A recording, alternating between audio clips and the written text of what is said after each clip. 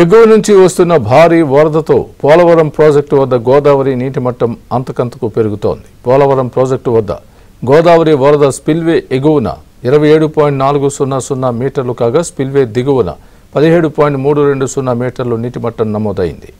Coffer dam ఎగువన 27.280 మీటర్లు నమోదు కాగా కాఫర్ డ్యాం దిగువన 16.330 మీటర్ల నీటి మట్టం నమోదైంది. 48 రేడియల్ గేట్ల ద్వారా వరద నీరు ఎగువకు విడుదల చేస్తున్నారు. పట్టిసీమ ఎత్తిపోతల పథకం నుంచి కృష్ణా డెల్టాకు 2800 క్యూసెక్కుల వరద జలాలను అధికారులు విడుదల చేశారు. గోదావరి నీటి మట్టం క్రమంగా పెరుగుతున్న నేపథ్యంలో 12 మోటార్ల ద్వారా 8 పంపుల నుంచి నీరు విడుదల చేసినట్లు అధికారులు తెలిపారు.